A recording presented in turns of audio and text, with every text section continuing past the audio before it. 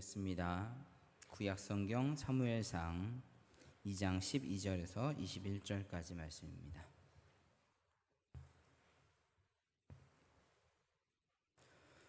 제가 가진 성경 구약 410쪽에 있습니다. 사무엘상 2장 12절로 21절까지의 말씀 한 절씩 교독하고 마지막 절은 함께 읽겠습니다. 엘리의 아들들은 행실이 나빠 여호와를 알지 못하더라.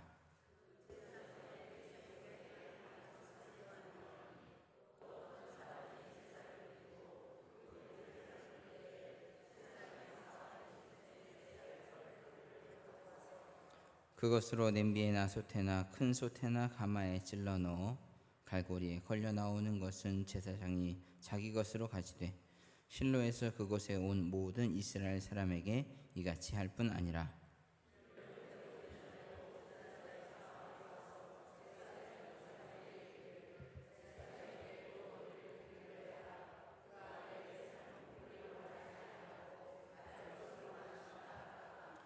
그 사람이 이르기를 반드시 먼저 기름을 태운 후에 내 마음에 원하는 대로 가지라 하면 그가 말하기를 아니라 지금 내게 내라 그렇지 아니하면 내가 억지로 빼앗으리라 하였으니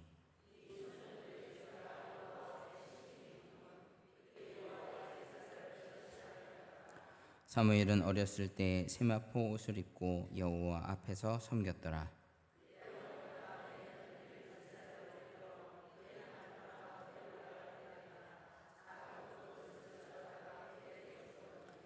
엘리가 엘가나와 그의 아내에게 축복하여 이르되 여호와께서 이 여인으로 말미암아 내게 다른 후사를 주사 이가 여호와께 간구하여 얻어 바친 아들을 대신하게 하시기를 원하노라 하였더니 그들이 자기 집으로 돌아가매 여호와께서 한나를 돌보시사 그러하여금 임신하여 세 아들과 두 딸을 낳게 하셨고 아이 사무엘은 여호와 앞에서 자라니라. 아멘. 할렐루야. 오늘도 주의 은혜가 우리 마음에 충만하게 임함으로 하나님의 능력과 도우심으로 승리하는 복된 우리의 삶이 되기를 간절히 소원합니다. 지구상에서 가장 인구가 많은 나라가 어느 나라일까요? 자신 있게 대답하셔도 돼요. 중국이에요. 14억 2천만이라고 합니다. 그럼 2등은 어딜까요? 어떻게 하셨어요? 인도라는 나라는 중국 다음으로 인구가 많은데 차이가 얼마 안 나요. 수치상으로 보면 13억 6천만. 그러니까 6천만 명 차이면 이제 우리나라만큼만 더 있으면 이제 인도가 중국을 따라잡게 되는데 중국 같은 경우는 인구가 너무 많아서 둘째 이후로는 그 주민등록, 우리의 주민등록 같은 그런 절차를 안 밟아준다고 그래요. 그래서 한 가정에 자녀가 여럿이 있어도 실제로 호적에 등록이 되는 사람은 한 명밖에 없다라고 하는 거죠. 하지만 인도는 인력이 곧 국력이다 하는 정책으로 계속해서 인구가 늘어나고 있는 추세이고 지금 현재 가임기에 있는 여성이 인도가 제일 많대요. 그래서 앞으로는 그 인도가 1위가 되지 않을까 하는 예측들을 하고 있습니다. 예전 같았으면 능력도 없는데 애만 그렇게 많이 낳냐 무식하다라고 이야기를 하겠지만 지금 우리나라의 이런 상황과 정황을 봤을 때 조금 부러운 마음이 드는 것이 사실이기도 합니다. 우리나라 그 출산율이 아주 곤두박질 치고 있잖아요. 그래서 제가 얼마 전에 어떤 기사를 봤는데 저기 강원도에 고성 이쪽에 가서 아이를 낳으면 국가하고 지자체하고 해서 돈을 주는데 얼만큼을 주느냐 2,600여만 원을 준대요. 그게 이제 한 번에 딱 주는 게 아니라 이제 한 4, 5년에 걸쳐서 받을 수 있는 돈이 그만큼이라고 해요. 어떤 분은 이런 이야기를 하실지도 몰라요. 아이를 낳아서 그만큼 주면 뭐하냐, 아이 키우는데 뭐 2억이 드네 3억이 드네 그러는데 그거 믿지는 장사다 이렇게 이야기하실지 모르겠지만 그만큼 우리나라의 어떤 출산율에 있어서 위협을 느끼고 많이 낳을 수 있도록 독려하는 그러한 제도가 계속해서 생겨나고 있다라고 하는 것을 우리가 기억하게 됩니다. 우리나라의 문제점이 참 많이 있죠. 많이 있죠. 네, 여러 가지 각자 생각하는 문제점이 다 다르겠지만 여러 가지 문제점이 있습니다. 먼저 좋은 점을 먼저 한번 살펴보고 간다고 하면 여러 세계에서 여러 분야에서 1등을 하고 있는 것 아시죠? 우리나라의 철강 산업 경쟁력이 1등이고요. 인터넷 보급률이 1등입니다. 제가 아는 어떤 분이 얼마 전에 그 중국에 여행을 갔다 오셨는데 카톡을 받는 건 되는데 보내는 건 안 된대요. 보안상 공산국가이기 때문에 검열을 한다고 하고요. 그리고 제가 예전에 이제 캐나다에 잠깐 한 2년 정도 있었는데 거기는 전화를 받을 때도 돈을 내고 전화를 걸 때도 돈을 내요. 참 불편한 그런 시스템이었어요. 그런데 우리나라는 뭐 길거리 가는데도 와이파이가 잘 터지고 공항에도 전철역에도 이제 얼마 지나지 않으면 버스에도 그 와이파이 단말기를 달아서 버스 안에서도 초고속 와이파이를 쓸 수 있게끔 만들겠다 그렇게 이야기를 합니다.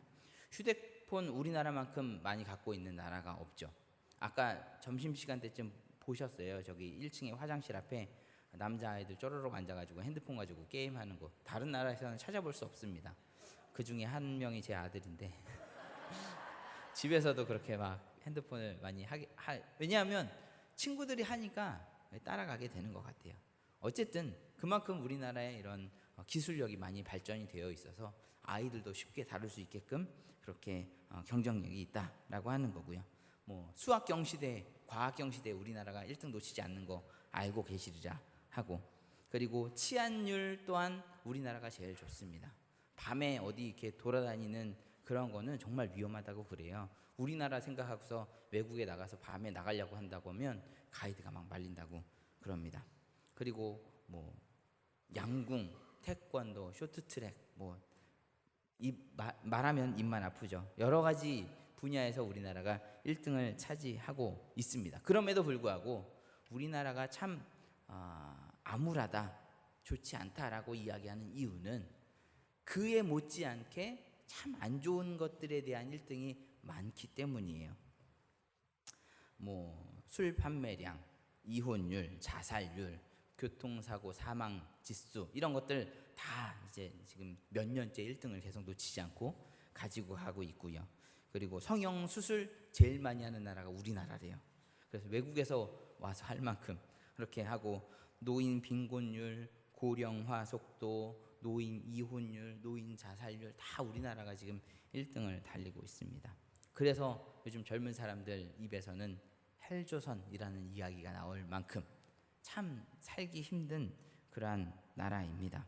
그렇기 때문에 젊은 사람들은 이 어려운 상황에서 실패할 것들은 애초에 하지도 말고 그냥 할 수 있을 만한 것, 왜냐하면 세상이 성공주의이기 때문에 예전에는 실패하면서 배우고 실패는 성공의 어머니다 그런 이야기도 들으면서 계속해서 시행착오를 겪어가면서 배웠는데 요즘은 한번 실패하면 스펙도 떨어지고 평가도 떨어지고 막 이러니까 아예 도전을 안 하는 거예요.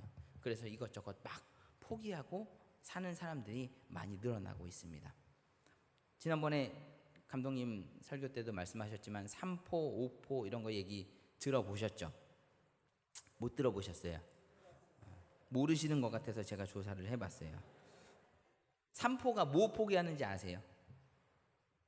연애, 결혼, 하나는 맞추셔야 돼요. 출산. 요 세 개를 포기하는 게 3포 시대라고 합니다. 그래서 제가 아는 그 사람들도 정말 늦게 결혼을 했는데 아이는 안 낳겠대요.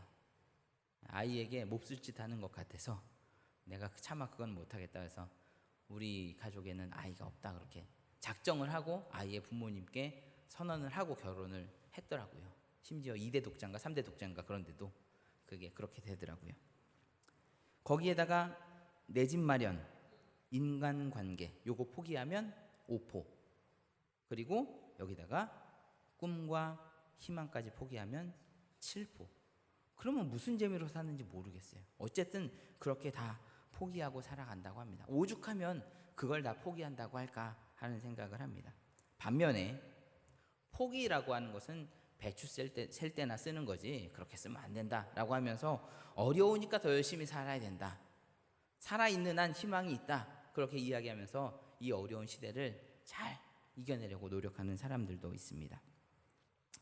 희망을 찾기를 포기한다는 것은 곧 삶을 포기한다는 것과 같은 이야기라고 할 수 있습니다.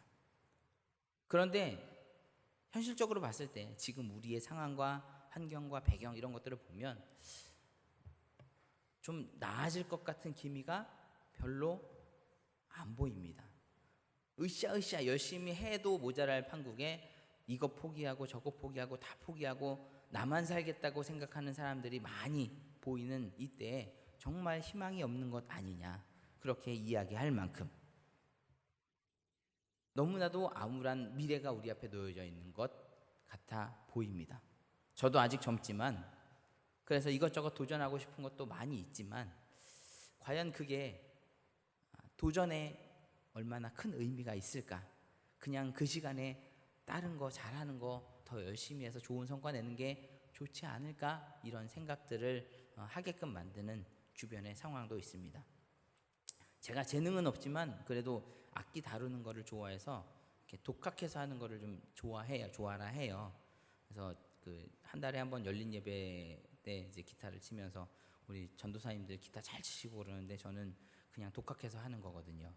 그래서 그냥 거기서 더 못 나가고 맨날 곡도 거기서 거기고 맨날 그러는데, 그래서 그런지 더 많은 것들을 좀 배웠으면 하는 욕심이 있는데 그럴 만한 여유도 시간도 환경도 잘 주어지지 않아서 도전을 못하고 있는데, 그것이 바로 지금 이 시대를 살아가고 있는 젊은 사람들의 마음과 모습이지 않을까 하는 생각에 안타까움이 밀려옵니다.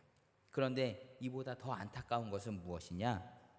교회가 세상을 향해서 정직을 외치지 못하고 정의를 가르치지 못하고 사랑을 전하지 못한다는 것, 그것이 더 큰 안타까움이라 하는 사실입니다. 교회 안의 문제, 물론 우리 교회는 건강한 교회로서 이제 나아가기 위해서 많이 노력하고 있지만 다른 교회들을 보면 힘들고 어려운 상황에 놓여 있어서 다 포기하는 교회들도 많이 있고요.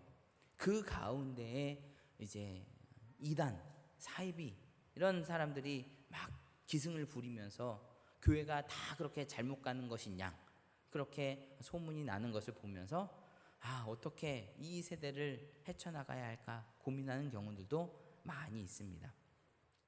성모 교회의 김모 목사라고 불리는 그 할아버지가 젊은 사람이랑 거기 가가지고 뭐 했는지 모르겠지만 왜 그런 일들이 교회 이름으로 그렇게 나타나는지 모르겠어요. 그런 모습을 보면서 참 교회가 설 자리가 없어지는 것 같다는 느낌이 들면서 그냥 나만 잘하면 된다고 다 되는 걸까 하는 생각도 해보기는 합니다. 그런데 이런 모습이 비단 우리만의 모습은 아니었던 것을 오늘 본문에서 볼 수가 있습니다. 본문 말씀에 이스라엘의 참 어려운 정황을 이야기하고 있습니다. 엘리 제사장, 한 나라의 영적인 지도자가 있는데 그 아들들이 여호와를 알지 못했다라고 이야기를 합니다. 이 본문 말씀은 이제 평신도 수련회 다녀오신 분들은 결단 예배 때 한번 들으셨죠? 그 목사님도 벌써부터 원고를 넘기시고 준비를 하셨지만 저도 벌써부터 설교를 준비해가지고 했는데 그만큼 우리에게 중요한 말씀이기 때문에 두 번 들으라고 하시는 줄 알고 또 마음에 새기시고 깨달을 수 있는 지혜가 있기를 바랍니다. 어쨌든 엘리 아들들이 하나님을 알지 못했대요. 지금으로 이야기하면 목사 아들이 하나님을 알지 못하는 거예요. 말이 잘 안 되죠. 그런데 하나님을 직접적으로 만나지 못하고 하나님에 대한 체험이 없고 그냥 겉으로만 알다 보니까 교회에서 살다가 보고, 이제 저도 목사님 아들이지만 이제 어렸을 때 보면 성도님들이 목사 아들이라고 아이고 막 이렇게 세워주고 그렇게 잘 하세요. 그러면 꼭 내가 어렸을 땐 그랬어요. 내가 목사했냐 그런 마음이 좀 들면서 으스대기도 했었는데 엘리의 아들들이 그런 모습이었던 거죠. 그래서 아주 그냥 기고만장해서 자기 마음대로 행동을 하는데 문제는 그게 도를 넘었다라고 하는 거예요. 하나님께 드리는 제물에 먼저 손을 대고 내놓으라고 으름장을 막 부리기도 하고, 그리고 성전 안에서 엄한 짓들을 하는 그러한 잘못된 모습들을 보고 있었음에도 불구하고 엘리가 그들을 터치하지도 못하고 밖에 사람들도 뭐라고 이야기도 못하고 그렇게 안 좋은 방향으로 계속 끌려가는 그러한 모습이 이스라엘에도 있었다라고 하는 것입니다. 하나님을 전적으로 경외하지도 않고 섬기지도 않고 하나님의 이름을 높이기는커녕 하나님의 이름을 망령되게 일컫는 그러한 모습들이 너무나도 많이 있었습니다. 여호와의 제사를 멸시하고 하나님의 축복을 가로막고 그런 일들이 대제사장 아들들이 하고 있었던 거예요. 그런 교회에, 지금으로 이야기하면 그런 교회에 무슨 소망이 있고 희망이 있겠습니까? 아유, 신앙생활 다 포기하고 그냥 나 혼자 집에서 하나님 말씀 읽고 기도하고 하나님하고 1대1의 교제를 나누는 게 차라리 낫겠다 이야기할 만큼 그렇게 힘든 상황들이 펼쳐지고 있었습니다. 그렇지만 우리가 기억해야 하는 것은 그러한 가운데서도 하나님께서는 역사를 이루어 가시고 일하고 계신다는 것을 알아야 할 줄 믿습니다.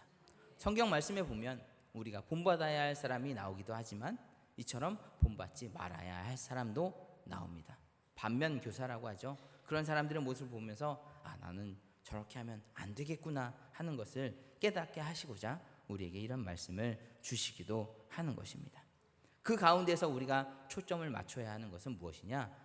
저런 사람들을 그냥 놔두시냐 하는 것에 초점을 맞출 것이 아니라 그 가운데서 하나님께서 역사를 이루시기 위해서 한 사람을 준비시키시고 그 사람을 세워가시고 그 사람을 통해서 역사를 만들어 가신다라고 하는 것을 우리는 기억해야 할 줄 믿습니다. 지금 이 시대가, 지금 이 교회가 힘들고 어려운 상황이라고 불평하고 원망하는 데서 그치는 것이 아니라 이 가운데서도 하나님께서 준비시키시고 세워가시고 역사를 이루시기 위해서 하나님께서 일을 하고 계시다는 것을 우리는 기억하면서 하나님 뜻을 이루어 주시옵소서, 원망하거나 불평하지 않게 하시고 말씀하실 때 순종하게 하시옵소서, 기도하게 하시옵소서, 이렇게 기도할 수 있는 우리가 되어야 할 줄 믿습니다. 사무엘상에 보면 한나의 이야기가 나옵니다. 아이를 낳지 못하는 여인의 이야기가 나오죠. 왜 이런 이야기를 썼느냐? 하나님께서 그 가운데서도 역사를 이루어 가시는 것을, 특별히 기도의 사람을 통해서 하나님의 역사를 이루어 가시는 것을 우리에게 알게 하시고자 이 말씀을 주고 계시는 것입니다. 그러면서 힘들고 어려워하는 우리의 환경을 바라보지 말고 어려운 가운데서도 희망을 만들어 가시는 하나님께 소원을 두고 간구하는 우리가 되도록 만들어 가시는 줄 믿습니다. 엘리의 아들들은 정말 막장으로 치닫고 있었지만 하나님께서 사무엘을 젖을 떼자마자 성전으로 들어가게 하셔서 하나님의 사람으로, 하나님의 나라로 만들어 가시는 준비를 하고 계셨던 것을 우리는 볼 수가 있습니다. 세상이 희망이 없고 나락으로 떨어지는 것 같이 여겨질지라도 그 가운데서도 하나님은 분명히 일하고 계심을 믿습니다. 사무엘은 아주 어렸을 때부터 에봇을 입고 하나님을 섬겼다 이야기합니다. 에봇이라고 하면 이제 제사장이 성례를 그리고 제사를 집전을 할 때 입는 옷이라 우리가 알고 있죠. 근데 이런 한 벌로 된 옷이라기보다는 가운데 구멍이 뚫려 있는 네모난 천, 그래서 머리에 쏙 쓰면 조끼처럼 입을 수 있는 그러한 모습이라고 생각하시면 쉽겠습니다. 일종의 어떤 앞치마 같은 모양이라고 예상을 하시면 되겠는데, 대제사장이 입는 그 옷을, 치렁치렁한 것을 그 어린 사무엘이 입고 다녔다라고 하는 것이 아니라 어려서부터 에봇을 입었다라고 하는 것은 제사에 직접적으로 동참하면서 도울 것은 돕고 또 하나님을 섬기는 일에 최선을 다하는 그러한 어린 사무엘의 신앙을 이야기하는 것입니다. 사무엘은 하나님께 바쳐진 사람이었기 때문에 그 어린 꼬마 아이가 하고 싶은 일이 많이 있었겠죠. 자기가 원하는 것이 많이 있었겠죠. 하지만 가장 중요하게 여기는 것, 그것은 바로 하나님의 일을 하는 것임을 배우고 알았기 때문에 그 자리에서, 성소에서 늘 하나님께 제사 드리는 곳에 함께 있었음을 알 수가 있습니다. 우리의 삶에 있어서 우선순위가 중요하다는 것 우리는 많이 들어서 알고 있죠.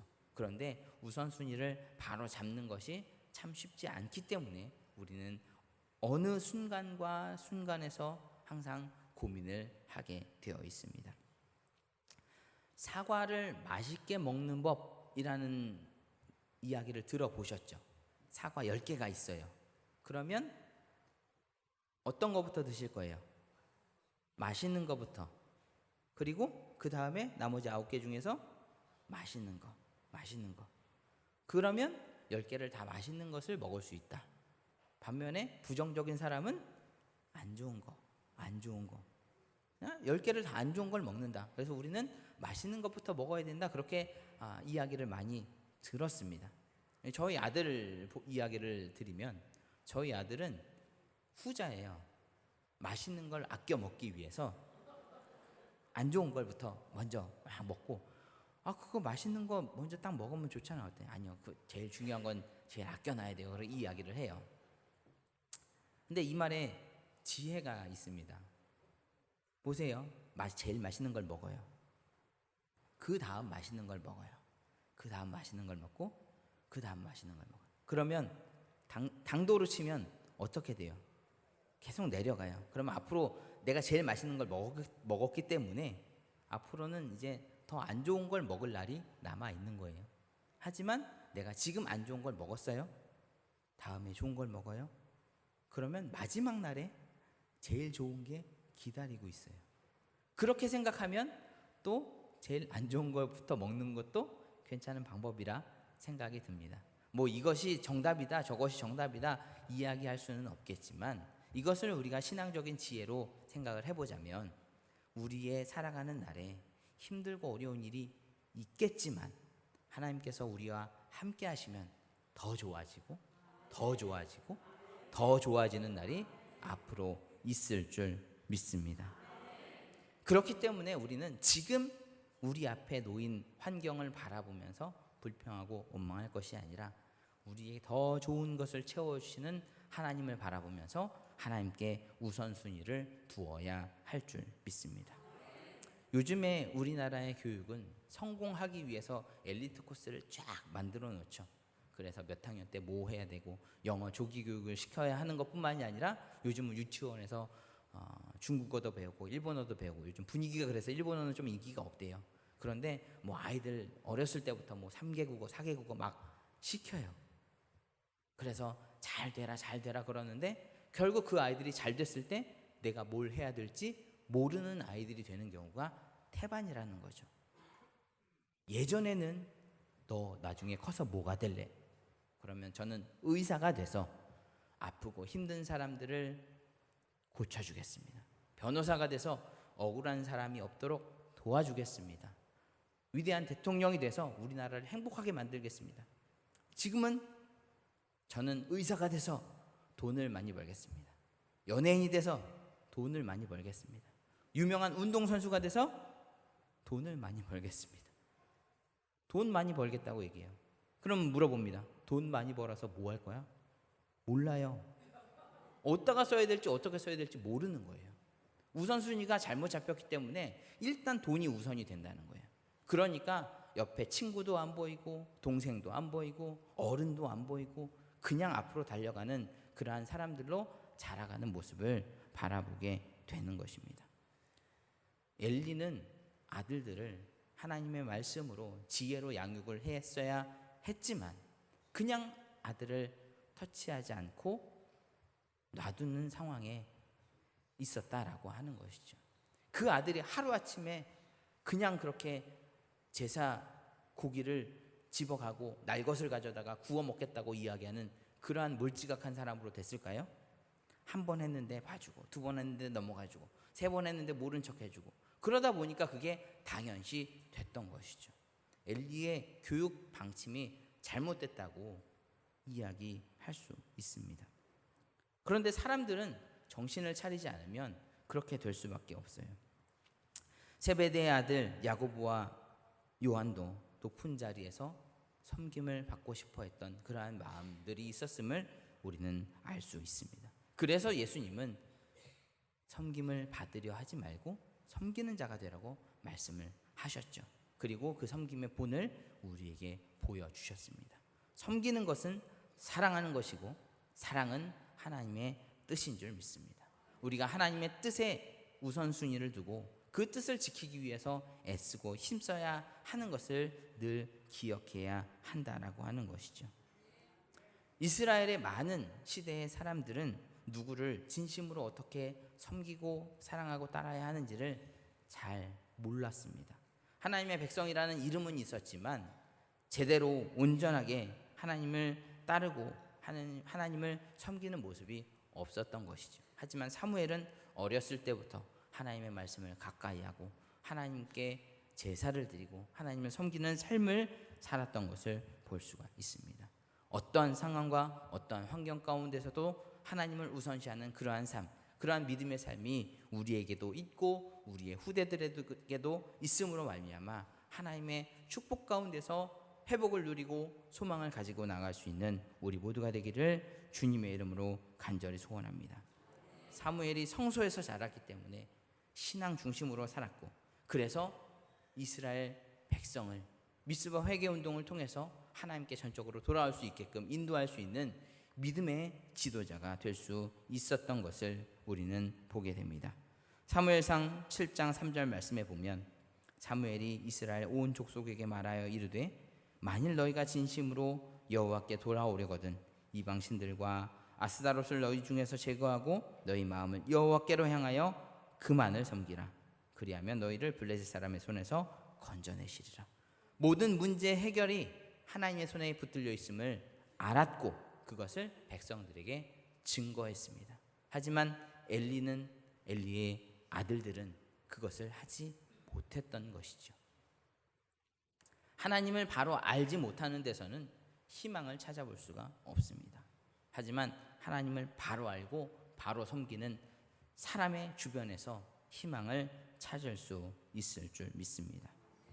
어려운 시대를 살아가고 있지만 더 어려운 시기를 잘 극복함으로 성공의 삶을 살았던 믿음의 선조들, 특별히 오늘 사무엘과 같은 사람의 삶을 우리가 살펴보면서 우선순위를 바로잡아 하나님께 집중할 때 이 어려움의 돌파구를 하나님께서 만들어 주시리라 믿음을 가지고 나가면 분명 하나님께서 그렇게 이루어 주실 줄 믿습니다. 아까 진리를 외치지 못하고 공의를 전하지 못하는 교회의 모습이 안타깝다고 말씀을 드렸는데, 우리 목동교회를 통해서 하나님의 진리의 말씀이 선포되는 귀한 날이 속히 오게 되기를 간절히 소망합니다.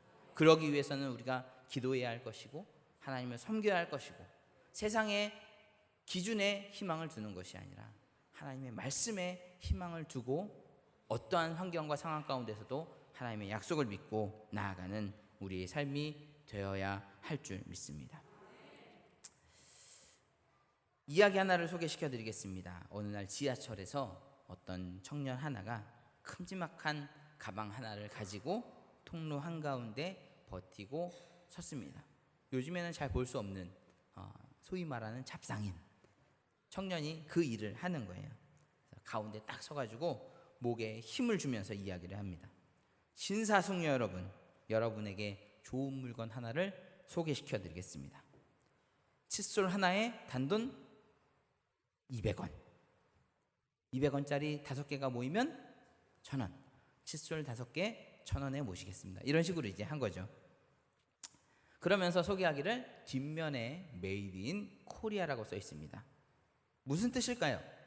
수출했다는 뜻입니다. 수출이 잘 됐을까요? 잘 됐으면 제가 여기 안 있죠. 망했습니다. 하지만 좋은 물건이기 때문에 제가 돌려보겠습니다. 그렇게 이야기를 하고서 칫솔을 그 안에 손님들에게 쭉 돌렸습니다. 돌리면서 이야기를 합니다. 자, 여러분, 여기서 제가 몇 개나 팔 수 있을까요? 여러분도 궁금하시죠? 저도 궁금합니다. 잠시 후에 알려드리겠습니다. 그러면서 이야기를 잘하면서 돌렸어요. 그리고 분주하게 차량 안을 막 돌고서 다시 한가운데 우뚝 섰습니다. 그리고 큰 소리로 말했습니다. 여러분, 제가 칫솔 2개 팔았습니다. 실망했을까요? 안 했을까요? 실망했습니다. 그렇다고 제가 여기서 포기할까요? 아닙니다. 저에게는 다음 칸이 있습니다. 그러면서 다음 칸으로 뚜벅뚜벅 걸어갔다는 것입니다. 실망스러운 현실에서도 포기하지 않고 다음 칸을 바라보면서 건너가는 그 젊은이의 모습이 아름다웠다. 이런 이야기가 있습니다.